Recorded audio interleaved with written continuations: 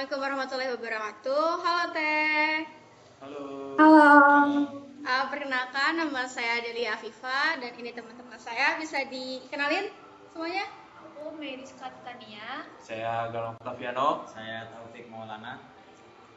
Sas. saya Sofia Diva Nabila. Oke. Jadi kami berlima di sini itu mau wawancarain Teteh tentang UMKM atau usaha Teteh yang udah 6 bulan dibuka ya Teh? Kalau Atau 1 tahun? untuk tepatnya sih 3 tahun ya.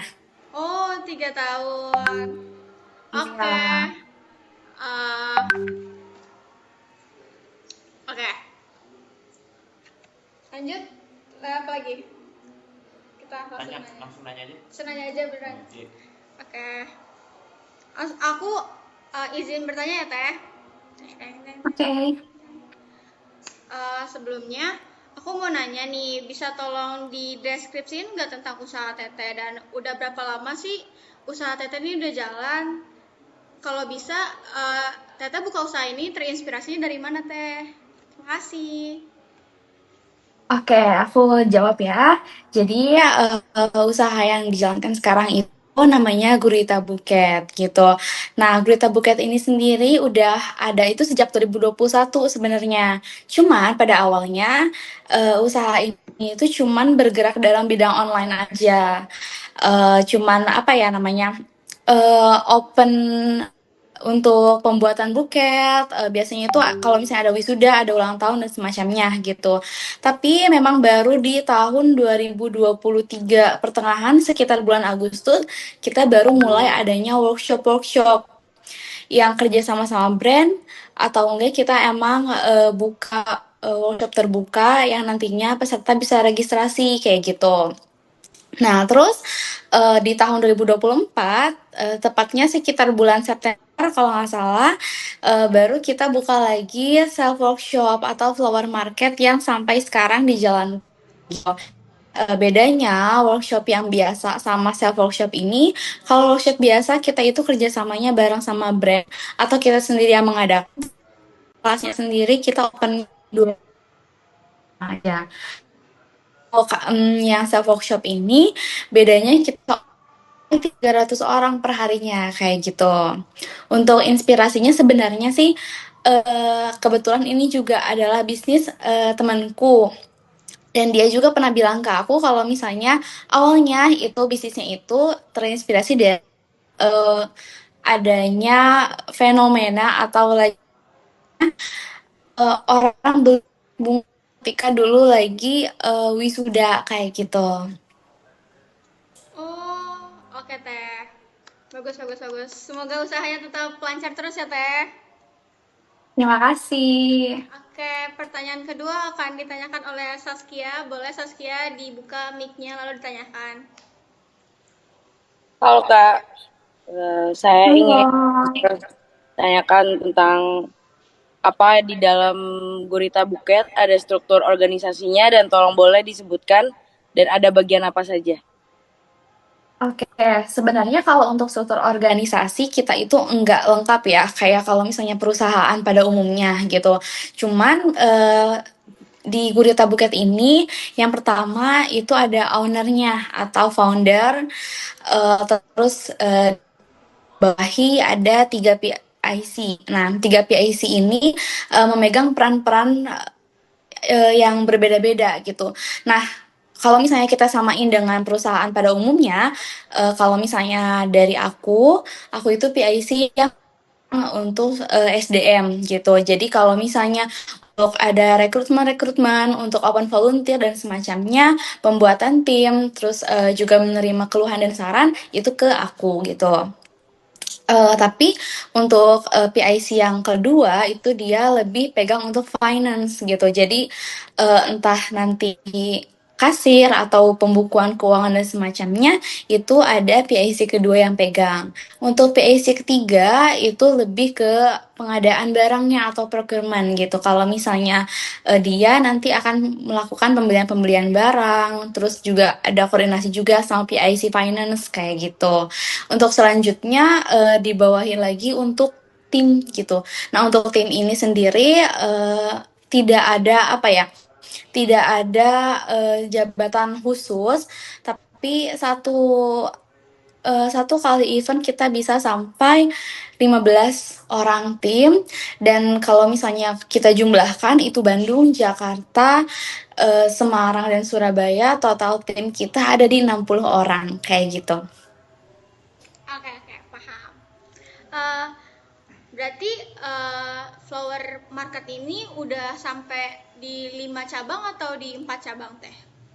Udah di 5 cabang ya? Sebenarnya Oke. Sebenarnya kalau berbicara soal cabang itu ada 4 ya. Itu ada Bandung, Jakarta, Semarang, dan Surabaya yang baru mau kita launching nih di minggu ini gitu.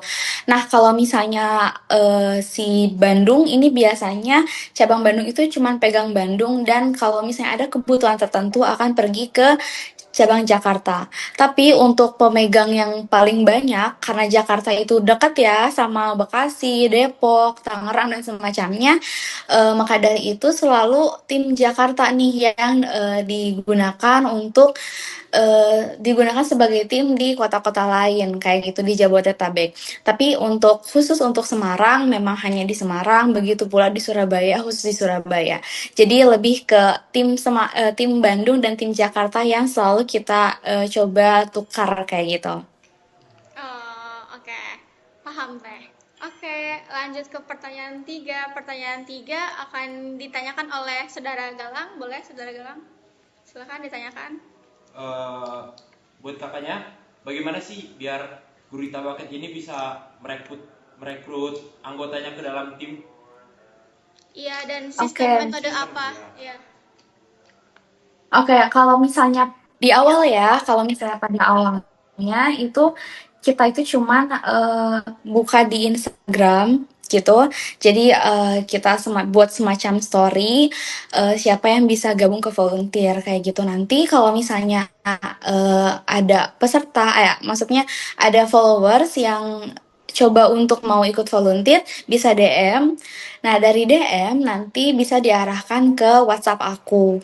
Nah, setelah itu nanti peserta atau calon volunteer ini akan memberikan CV dan perkenalan singkat di WA aku, lalu nanti biasanya akan aku jadwalkan untuk melakukan sesi interview. Tapi sebenarnya sih kalau berbicara soal sesi interview ya, enggak yang terlalu apa ya, fokus gimana caranya aku bisa atau kayak, tapi aku lebih ke orang-orang yang bisa berbicara dengan baik sama aku, orang yang terkenal dan semacamnya gitu. Lebih ke kriteria khusus sebenarnya untuk pemilihan volunteer. Tapi sampai sekarang selain di Instagram, aku juga buka di Twitter atau X untuk calon volunteer gitu dapat bergabung. Jadi nanti bisa DM ke aku, baru diteruskan ke WA dengan cara yang sama kayak sebelumnya. Oke teh, paham. Lanjut ya teh, tapi tadi agak putus-putus dikit teh. Gak apa-apa teh. Boleh, gimana? Gak Oke. apa-apa, it's okay, teh. Gak apa-apa teh. Aman. Apa? Oke, lanjut ke pertanyaan 4 disambung oleh Meriska. Boleh Meriska ditanyakan? Jadi, kalau boleh tahu gimana sih Kak sistem kerja di dalam Gurita Bucket ini? Oke, untuk sistem kerja tim ya? Iya, sistem kerja tim teh. Ya. Oke. Jadi untuk sistem kerja tim ini sendiri biasanya ketika kita sudah turun tanggal dan turun venue nih gitu, misal di minggu ini ada di Surabaya gitu. Nah, aku akan buat tim dulu. Timnya itu berisikan orang-orang di kasir, biasanya 2 sampai 4 orang. Terus udah kayak gitu ada yang di wrapping, terus di display bunga, mentor, registrasi, koordinator area, dan Sapra juga PIC gitu. Nanti akan aku masukkan nama-namanya ke dalam job desk tertentu. Setelah itu nanti biasanya aku briefing dulu di biasanya sih malam Jumat atau malam Sabtu gitu. Nah, setelah itu nanti aku juga jelaskan apa yang harus dilakukan, terus ada notes tertentu dari peserta, dari IO atau dari venue akan aku sampaikan di brief. Lalu setelah itu kita running di hari H gitu. Untuk running di hari H ini memang sudah disesuaikan dengan apa yang sudah aku briefing sebelumnya.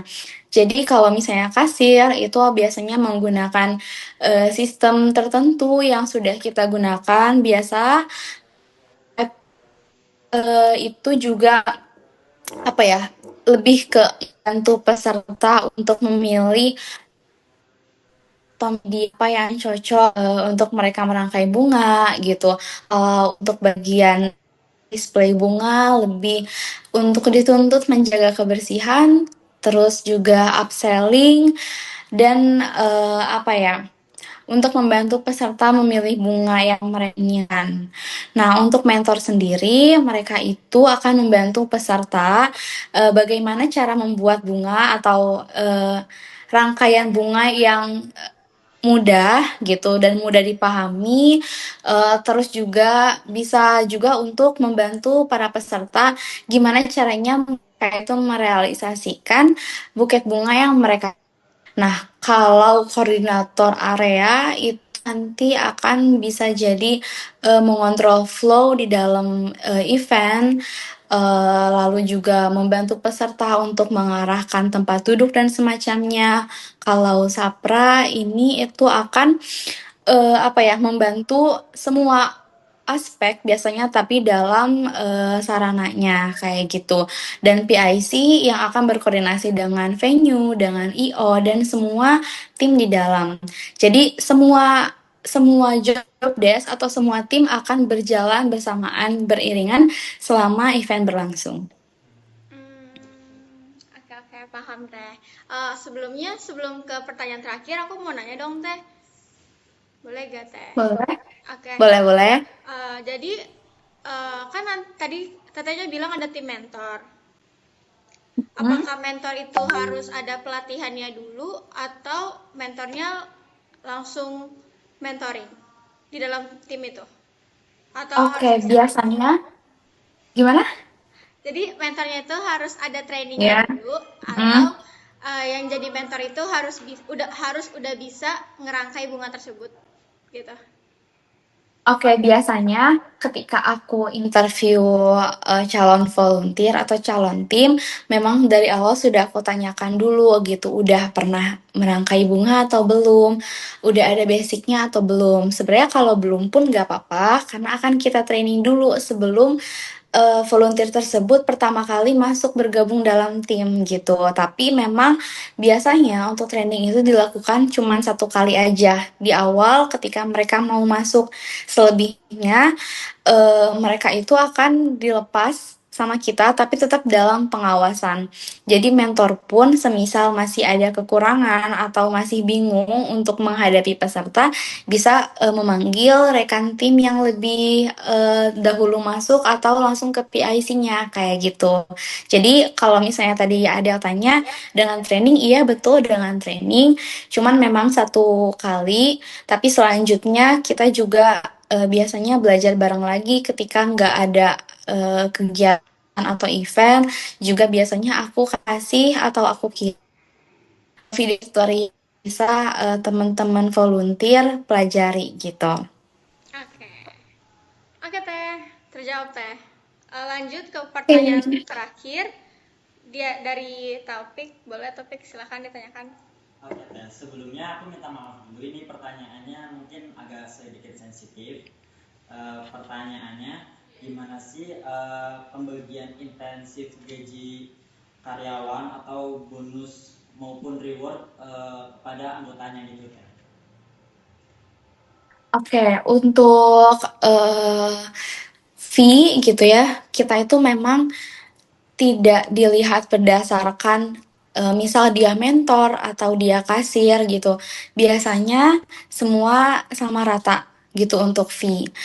Nah, cuman memang perbedaannya misal ada di misal ya tim Bandung ketika fee-nya di Bandung ya misal sekian gitu, sekian A misalnya gitu. Tapi nanti ketika di cross ke Jakarta itu otomatis akan lebih besar gitu. Karena mereka juga punya effort untuk waktu, mereka juga harus bangun subuh, perginya juga lebih jauh kayak gitu. Jadi dilihat lagi gitu.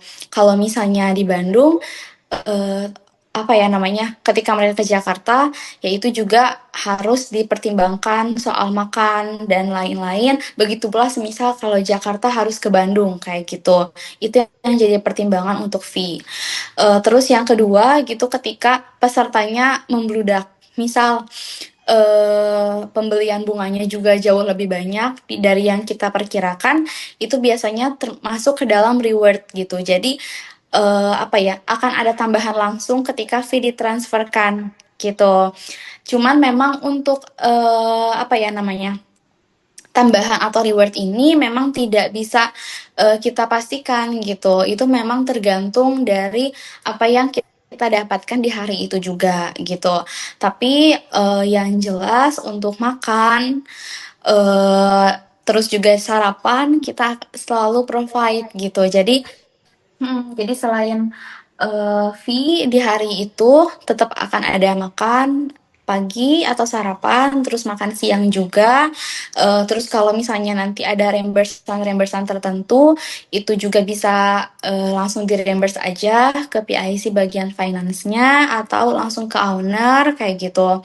Terus juga kalau misalnya ada transport yang lumayan besar gitu karena misalnya dari Jakarta harus ke Bekasi atau misalnya ke Bogor gitu. Dan itu juga bisa langsung di-reimburse aja. Jadi tidak akan mengganggu fee, diharapkan tidak banyak mengganggu fee yang akan ditransferkan di hari setelah event berlangsung kayak gitu. Sudah jelas? Sudah jelas? Sudah jelas? Ada yang bertanyakan lagi? Nggak ada. Serius? Oke. Oke, makasih banyak ya Teh udah luangin waktu sekitar 30 menit. Makasih banyak. Gak Teh. kerasa ya? Iya, nggak Oke, kerasa banget. sama-sama.